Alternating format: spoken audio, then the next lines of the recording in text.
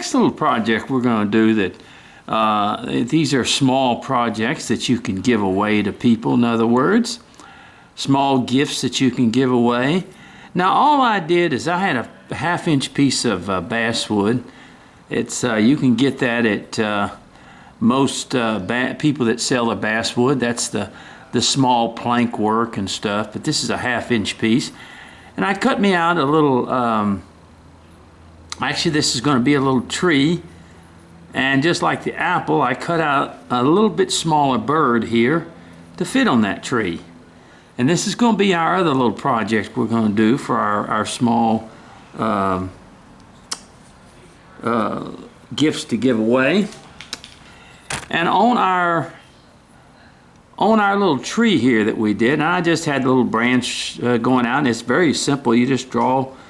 This is probably no more than a quarter of an inch wide here, and yeah, I just drew it up to here and cut it off, and then I drew this over here so that the bird could kind of sit on it like that. It's just going to be a little project like that, and this is made out of half-inch basswood. So what you want to do, and believe me, it is hot today. We've had a few cool spells, but you just kind of start taking the wood. Now when you cut it out, you want your grain to be running this way, okay? You don't want your grain running this way. You want it to be running this way. But on the bird, of course, you want the grain to be running vertical. Now, let me just say it. You want the grain to be running vertical, and on this one you want the grain to be running horizontal. Okay. We have had, it's kind of hot today. We've had some cool mornings. We've had a few cool spells going on. We're watching a disturbance that's out in the Gulf right now. I don't think it's going to come this way. I think it's supposed to pull north. But I hope that happens. In other words, we don't get anything in the Gulf. We've been very fortunate. God has blessed us this year as far as hurricanes. We haven't had any come into the Gulf. Really, we have not had one go into the Gulf so far. Now, hurricane season is not over.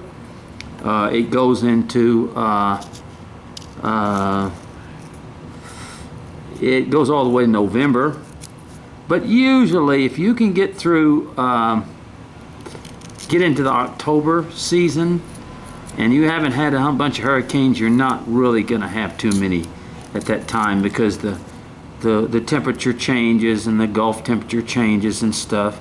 And the key about hurricanes, of course, everybody knows, is that Gulf out there, how hot it is. It's just it's like throwing gasoline on a fire when that Gulf is warm out there. When one of those things gets in the Gulf.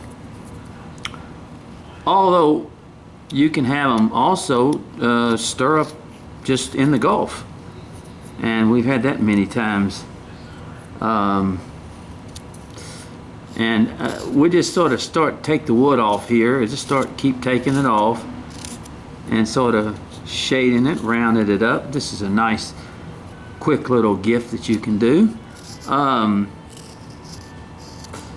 Yeah, we're hoping for a good hurricane season this season.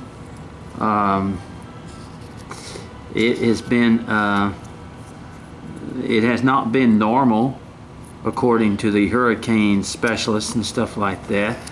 But I'm going to be honest with you folks. There's no way you can predict hurricanes. It's just, I know they hit real well, these things, but you just cannot predict the weather. That's all there is to it. God, you can say this and you can say that, but you can predict what you think's going to happen, but you never know what God will do. I mean, a storm can't crop up or things like that.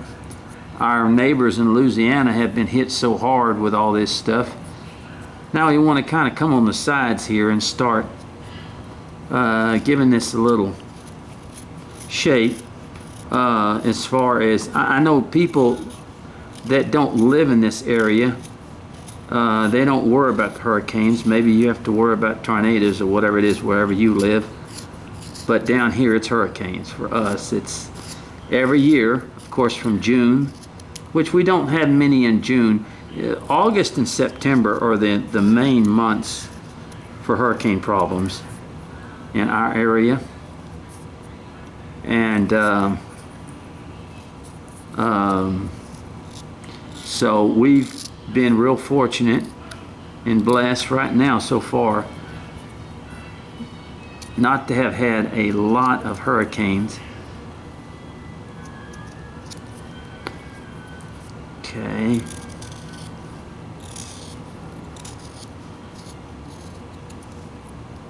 Well, we've been very blessed. Of course, everybody knows, you know, when I went through Harvey and lost everything. And Harvey, I don't even know how to explain that. I mean, when you have 64 inches of rain, we got 63 inches of rain in this area when Harvey hit. It's just hard to explain how anything could be so, you could just get that much rain. But in Harvey, it sat out on the Gulf there and just sat there by the Gulf and just sucked up water from the Gulf and just rained and rained and rained. That was a terrible, terrible time. But that's what happens sometimes. You live here on the coast, you have to fight hurricanes. You live up north, you may have to. It may be the snowstorms, or in a lot of places the tornadoes and stuff like that. So it seems like no matter where you live, you're going to have something. A lot of these places, it's flash floods. It's things like that. My son and them had the floods up there in Kentucky that a lot of you remember just recently, that killed, took some people's lives. And you just don't know when those type of things would come. And a lot of people that live down on the river bottoms and things like that it did expire. They were killed. And just a very sad thing. And but you can't ever predict natural disasters a lot of times. Although they do pretty good on with the hurricanes, I have to admit that. All right, we'll see how we thin that up. In other words, there for the little tree, and we have to get over here and sort of thin this up quite a bit. You want to be careful not to get too rambunctious. And rambunctious is an old word that we used to use. Don't get rambunctious. That means don't get too excited and in a hurry with things. And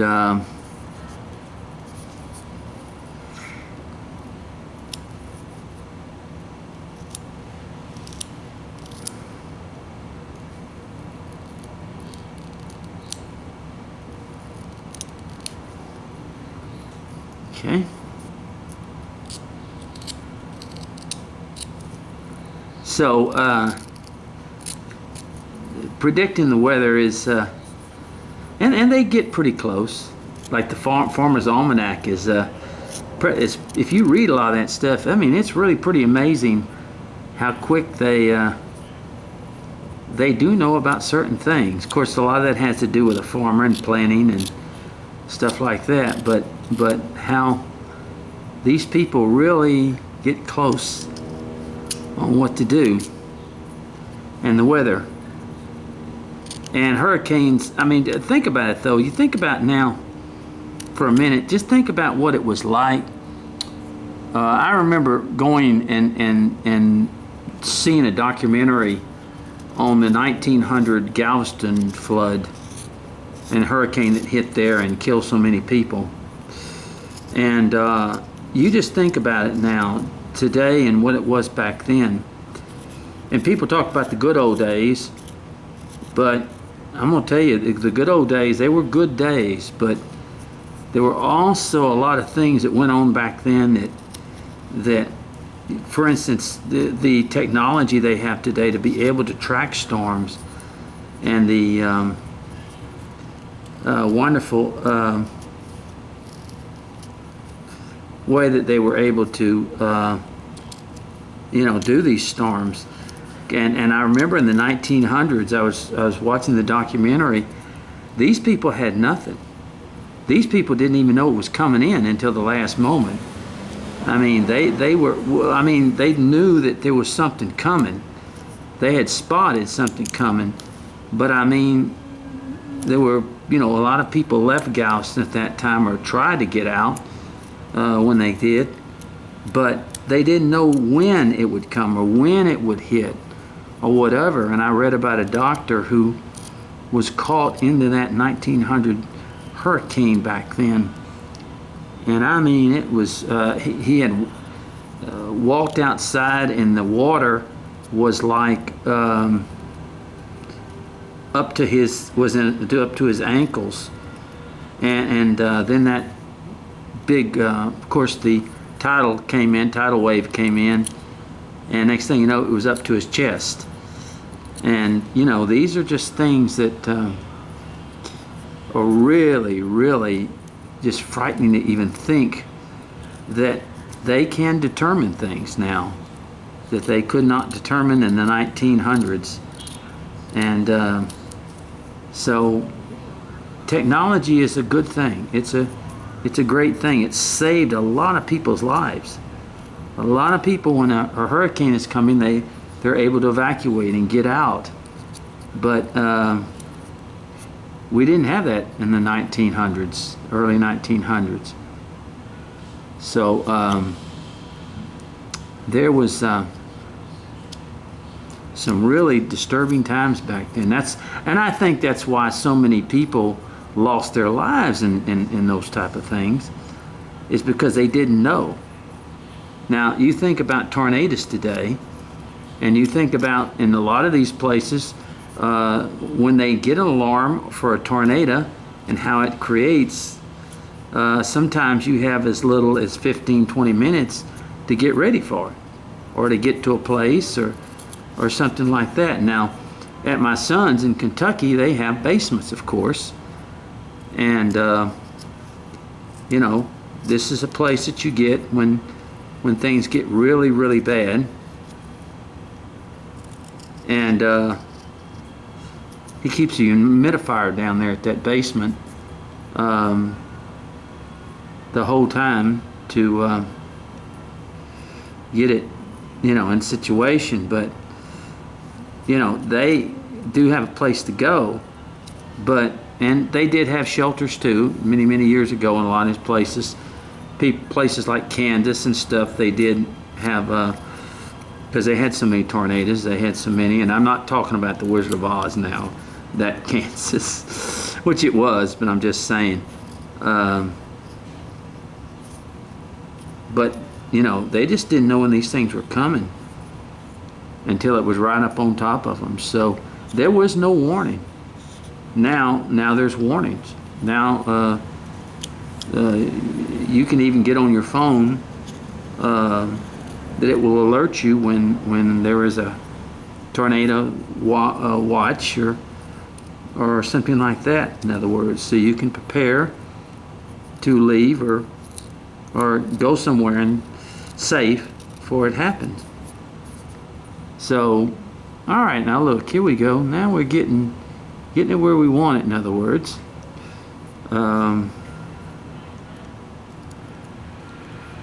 It's really unique. We're very fortunate. I lived during those times when we didn't have a lot of warning, and I'm sure some of you did too.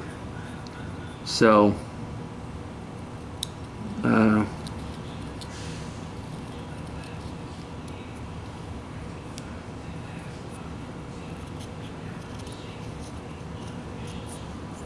okay, just a little tree or a plant or just a little branch is what I'm saying here.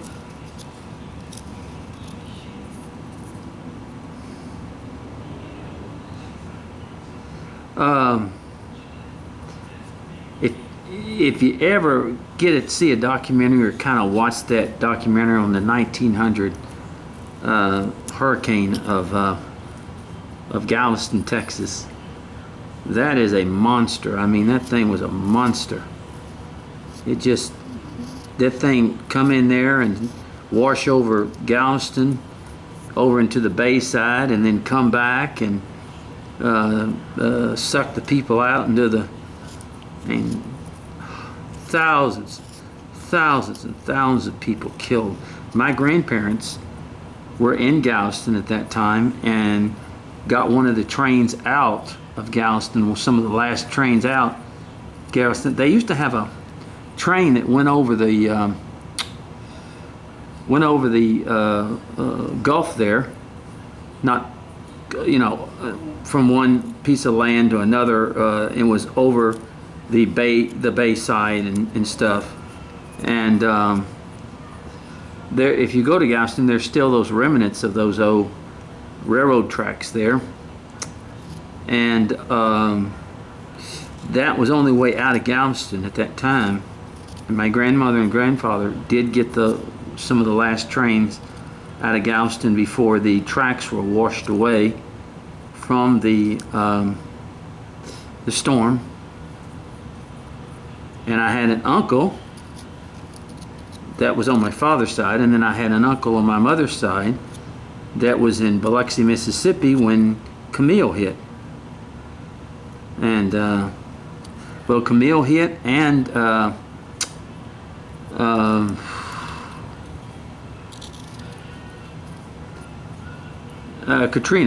Katrina hit. So, and he described, he had been responsible for building a lot of the parks over in Mississippi. His name was George Zervis. He was my uncle. That was my mother's brother. And he saw all his work, 15 years of work, just completely be destroyed. And that was really hard for him. He retired not long after that. He was getting older, and after he saw that, it took a bite out of him. All right, well, here we go, the little branch that we have here.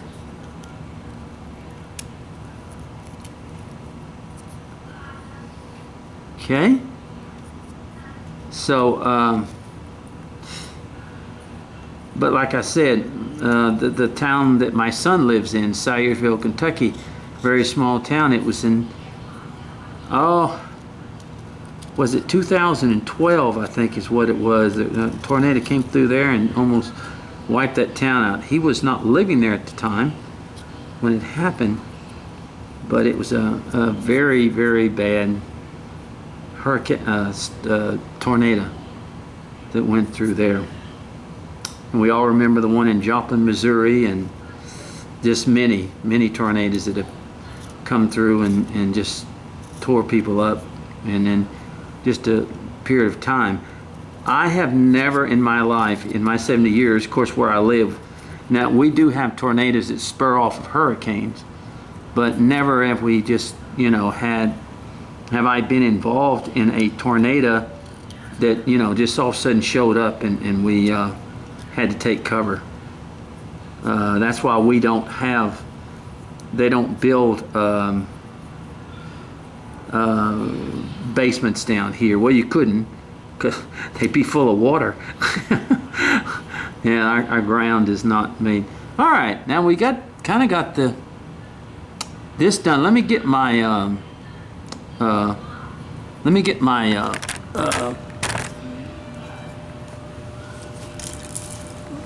I should have brought my little V-tool, and let me get that. And but I've never been caught in a tornado. I have seen them. I was going through Kansas one time, and I saw one way off in the distance.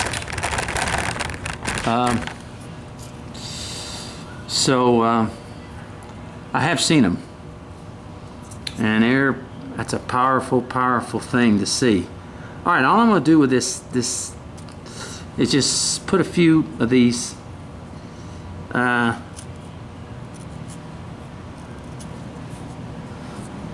lines in it.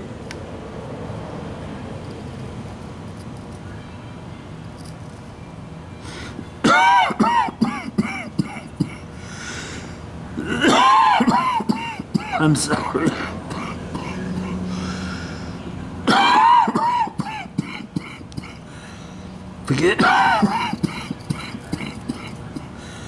Forgive me. That's that lung. I'm getting a little hot out here in this garage, and when I do, that lung starts kind of giving me some issues.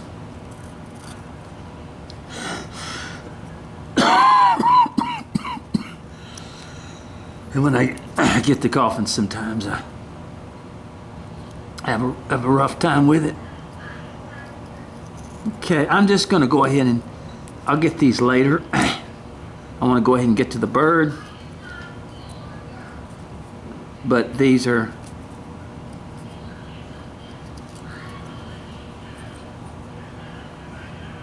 pudding.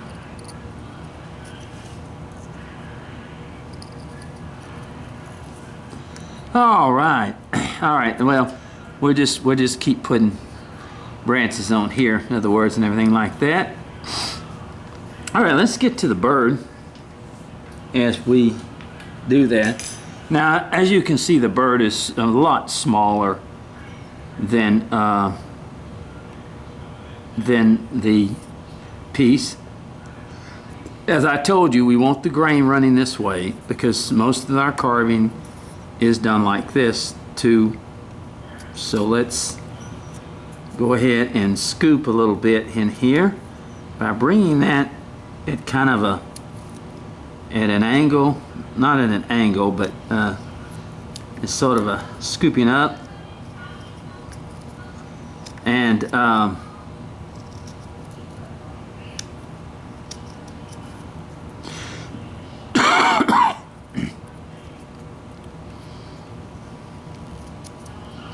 and let's go to each side of the little bird, and let's take off stuff.